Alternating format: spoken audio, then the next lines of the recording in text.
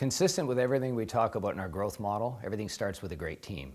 So let's break this down into the individual team where the doctor's productivity occurs. And to really start and to do anything for the doctor in terms of treating their patients, they've got to have a great team. The team starts with their chairside assistants. So with that, we need to have enough space for the doctor to operate. Usually it starts with an adequate number of operatories that they're in. 3 assistants, I believe, is critical in what you do, and let's talk about that.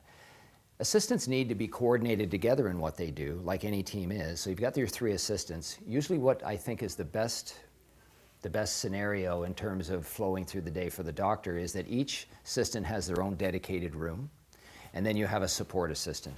The way that happens is that when a patient's in a room, it's really important that they maintain that personal interface with their assistant. The same assistant that comes out, that takes the patient, seats the patient, that stays with that patient for the entire treatment. It's great to have the support assistant come in as well as part of the team, but it's a very personalized thing when people are having treatment done. So having that chairside assistant that's prepared for the patient that they come in, they have enough personal information on each patient, ongoing from past treatment, also right to what's happening in the moment, that they make that initial face-to-face connection. So that's really critical in terms of how the flow starts in the appointment. When we talk about the priorities that the entire team has in the chairside assistant team, it has to be coordinated in terms of they each don't have their own individual ops with individual treatment. It's coordinated together, so you don't silo them out.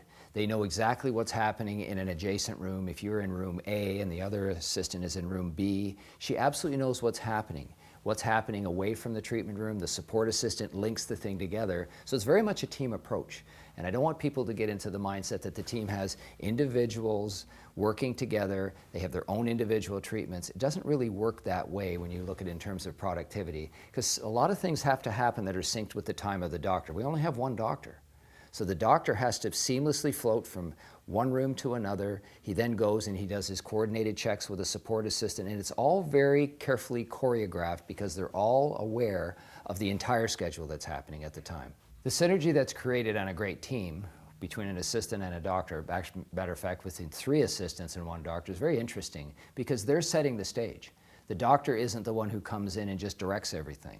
He basically flows into a situation that's been preset.